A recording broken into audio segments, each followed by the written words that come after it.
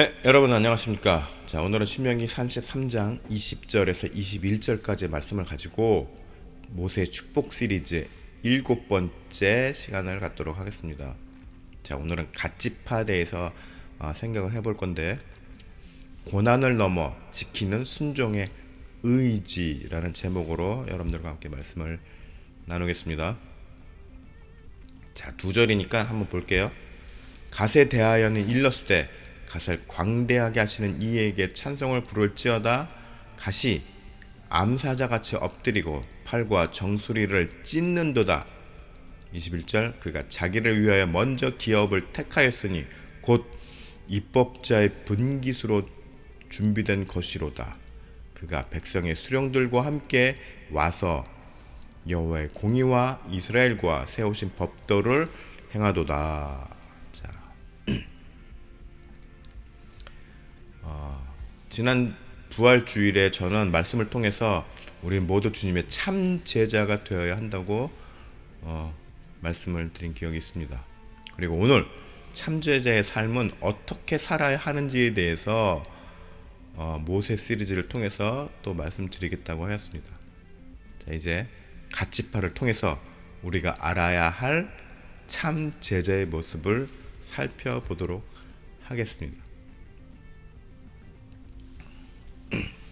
자, 갓은 레아의 시녀인 실바에게서 난 야곱의 7번째 아들입니다.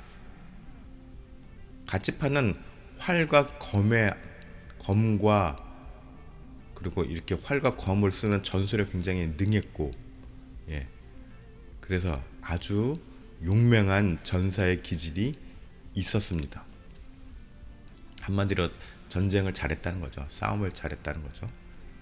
또 다윗이 망명 생활을 할 때 그를 도와주기도 하였으며 이로 인해서 다윗 왕조의 일원이 되기도 합니다.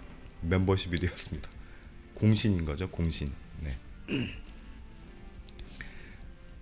그리고 이런 이제 모든 설명이 20절의 20절 오늘 본문 20절 말씀의 백그라운드가 될 것 같습니다. 중요한 것은 포인트는 21절입니다. 자, 21절 그가 자기를 위해 먼저 기업을 택하였으니 곧 입법자의 분깃으로 준비된 것이로되 그가 백성의 수령들과 함께 와서 여호와의 공의와 이스라엘과 세우신 법도를 행하도다. 자, 갓지파는 모세로부터 요단 동편 땅을 분배받았습니다. 받는데 그 대신 조건이 있었습니다. 조건. 그 조건은 뭐냐? 요단 동편이 아니라 요단 서편의 가나안 본토 땅을 점령하는 전쟁에서 맨 앞에 선봉에 서야 하는 것이었습니다. 그리고 갓은 이 조건을 받아들이고 그 임무를 아주 성실히 수행하였습니다. 앞서도 말씀드렸지만 갓지파대에서 성경학자들 중에는 굉장히 호전적인 지파다라고 평가를 하기도 합니다. 그 근거로 역대상 12장 8절 보면은 갓사람 중에서 광야에 있는 요새에 이르러 다윗에게 돌아온 자가 있었으니 다 용사여 싸움에 익숙하여 방패와 창을 능히 쓰는 자라. 그의 얼굴은 사자 같고 빠르기는 산의 사슴 같으니. 네, 딱 봐도 대놓고 아주 호전적이다. 네, 이렇게 묘사를 하고 있죠. 그런데 하나님께서는 이런 갓지파를 사용하시면서 하나님의 정의와 법을 펼치시는 도구로 사용하셨습니다.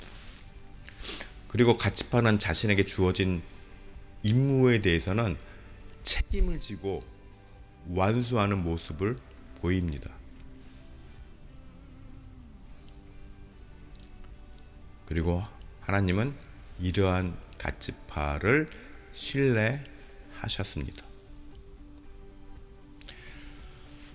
네, 원래 갓지파의 특징은 캐릭터는 요즘 말로 좀 쿨한 스타일이었습니다. 네. 다른 지파 일에 잘 관여하지 않고 오지랖이 안 넓었습니다. 자기가 맡은 일 아니면은 신경을 쓰지 않았죠. 그래서 이기적인 지파라는 평을 받기도 하였습니다. 민수기 32장 6절에 보면은 모세가 갓 자손과 르우벤 자손에게 이르되 너희 형제들은 싸우러 가거늘 너희는 여기 앉아 있느냐. 네.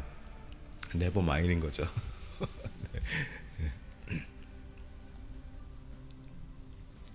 자, 누군가를 도울 수 있는 능력이 있음에도 자신의 능력을 사용하지 않고 오로지 나와 내 가족과 내 주변의 지인들만 챙기는 것으로 나의 역할을 다했다고 생각한다면 그것은 2% 부족할 수 있는 아쉬운 생각일 수 있습니다. 중요한 점은 같이 파는 모세의 이러한 책망을 받고 자신들의 이기적인 마음을 내려놓았습니다. 그리고 모세의 명령에 순종하였습니다. 자, 이스라엘 형제 지파들을 위해서 자기의 이기적인 마음을 쿨한 마음을 돌이키고 섬김과 헌신의 결심으로 돌아섰다는 것입니다.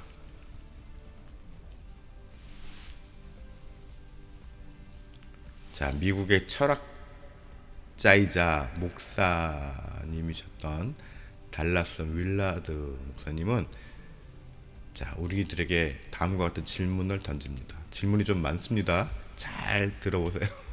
네. 자, 당신은 무너지지 않는 풍성한 삶을 사는 법을 터득한 지혜자가 되고 싶지 않으십니까? 두려움과 불만은 간 곳 없고 언제나 평안과 기쁨이 넘치는 삶을 원하십니까?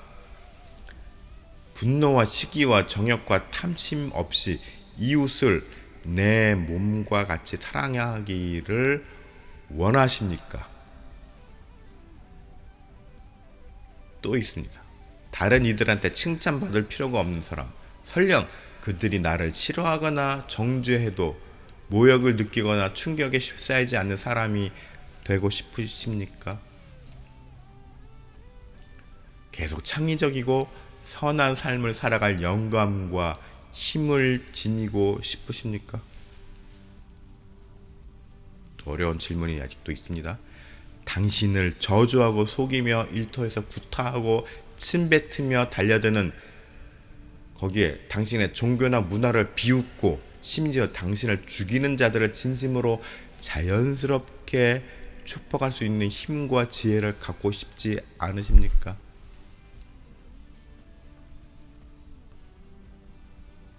이 정도면 이제 질문이 아니라 부담이죠. 네. 자, 아직도 있습니다. 당신이 하던 일을 내려놓고 억지를 자기를 돕게 만드는 자에게 요구 이상의 필요한 도움을 줄 수 있는, 또 당신의 한쪽 뺨을 때린 자에게 다른 쪽 뺨을 돌려낼 수 있는 그런 힘과 지혜를 갖고 싶으십니까? 자, 이거 말이 질문이지 거의 희생을 강요하는 거죠. 강요는 아니지만 희생을 강조하는 거죠. 그런데 이 목사님의 질문의 초점에는 심지어 내가 손해볼 수 있는 권유를 함에도 그것에 대해서 힘과 지혜라고 표현하고 있습니다.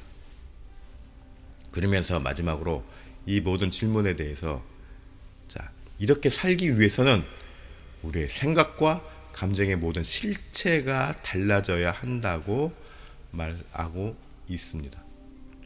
뭡니까? 나의 모든 기존에 가지고 있던 모든 것이 다 바뀌어야 한다는 이야기이죠. 네. 그리고 이 목사님의 이러한 질문과 결론은 목사님 스스로의 생각에서 나온 게 아니라 다 말씀을 통해서 나온 것이죠. 즉 하나님이 우리들에게 이러한 질문을 하고 계시고 이렇게 살라고 우리들에게 모세가 갓지파에게 행했던 것처럼 우리들에게 말씀하고 계신다는 것입니다. 한 햇수로 2년 정도 됐나요? 제가 동네 노숙자에게 간단하게라도 해결할 수 있는 한 끼 식사값을 주자는 캠페인을 하면서 어느 노숙자에게 10불을 건넨 적이 있었습니다. 그때는 이제 10불짜리로 바꿔서 이제 줬었는데, 예. 그런데 그 노숙자는 저를 보더니 나 이거 언제 당신한테 받았다 하면서 두 번 받기를 거절하였습니다. 예, 동네에서 이렇게 하다 보니 뭐 같은 사람을 또 만날 수도 있고 몇 번 그렇게 준 기억도 있습니다. 그런데 이 사람은 나는 지난번에 한번 받았으니 이번에는 안 받을게 라고는 것입니다. 근데 그때 저는 한 번도 그런 일이 없었기 때문에 내심 당황하면서 놀랍기도 하고 또 서운한 감정이 들기도 했었습니다. 왜 안 받지? 주는 건데. 네. 그런데 지금 돌아보면은 굉장히 부끄러운 마음이었고 성숙되지 않은 생각이었음을 반성하게 됩니다.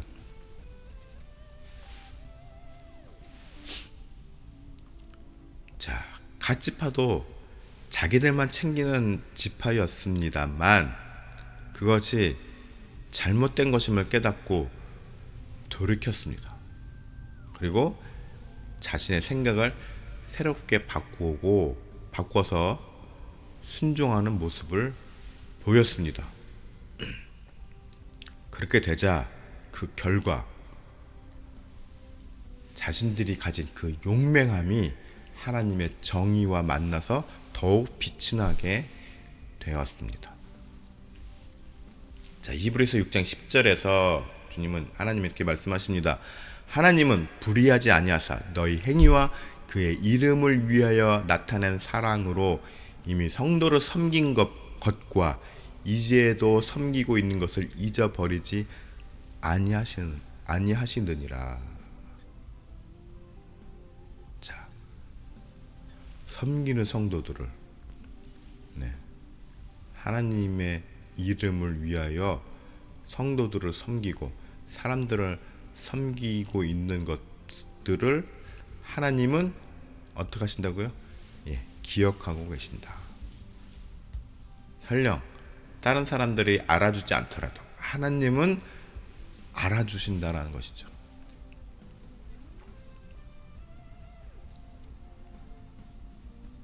자, 각자의 형편과 입장이 다르지만 우리들의 마음과 생각을 바꾸고 하나님의 온전하신 뜻을 따르고자 하는 결심과 순정에 대해서 우리들은 굉장히 큰 결심과 이제 뜻을 세우고 이제 순종하려고 마음을 먹었습니다. 그리고 그걸 실행에 옮깁니다. 그런데 아무도 알아주지 않아요. 네, 아무도 몰라요. 네, 그렇다고 해서 실망하거나 낙심할 필요가 없다는 것이죠. 나 혼자 이거 헛짓하는 거 아니야? 이거 무슨 의미가 있나? 실제로 저도 그런 생각을 했습니다. 뭐 요즘에는 이제 좀 많이 벅차서 좀 횟수가 줄어들긴 했는데 요즘에는 또 20불로 늘어났습니다. 물가도 오르고 해서 네, 10불 가지고는 한 끼 식사값으로 좀 애매하죠. 네. 그래서 이제 20불씩 봉투에 넣어서 이제 주는데 요즘은 좀 힘듭니다. 자금이 딸려서. 네. 그런데 하여튼간 그럼에도 이건 뭐 진짜 뭐죠? 밑 빠진 독에 물 붓기도 아니고 그렇다고 해서 저 사람들이 뭐 나아지는 것도 아니고 네. 뭐 바뀌어지는 것도 아닌데 이게 의미가 있나? 내가 지금 괜히 헛돈 쓰는 거 아닌가? 라는 생각이 들 때도 있습니다. 사실 솔직히 더군다나 요즘같이 또 이렇게 힘들고 할 때는 더더욱 그렇습니다. 그런데 오늘 다시 한번 하나님께서는 저의 마음을 또 다잡고 계시는 것입니다. 어떻게 해요? 그것이 아무런 의미 없어 보이고 진짜 밑 빠진 독에 물 붓기 같은 그런 헛고생처럼 느껴지고 그것도 아무도 알아주지도 않고 인정해주지도 않고 칭찬해주지도 않고 그럼에도 이것을 멈출 수 없는 것은 뭐요? 네, 하나님께서 모든 것을 기억하고 계시기 때문인 것입니다. 자, 코로나로 인해서 활동의 제약을 많이 받았습니다. 네, 사람을 만나는 것조차 힘들어진 세상이 되었습니다. 요즘은 이제 좀 힘이 코로나가 약해졌다고 다시 막 풀어지는데 사실은 그럴 시국은 아니죠. 그런데 이제 지난 2년 동안 워낙 사람들이 지쳐 있다 보니 막 이제 제재가 풀어지고 있습니다. 그럼에도 아직 완전하게 예전처럼 복구되지 않았습니다. 당장 제가 주말마다 타는 그 통근기차도 보면은 원래는 주중에는 막차가 10시까지 있었고 주말에도 7시 넘게 있었습니다. 그런데 주중에도 막차가 7시면 끊깁니다. 그리고 주말에는 5시면 끊깁니다. 그만큼 수요가 줄었다는 거죠. 네. 복구되려면 아직 한참 더 가야 될 것 같습니다.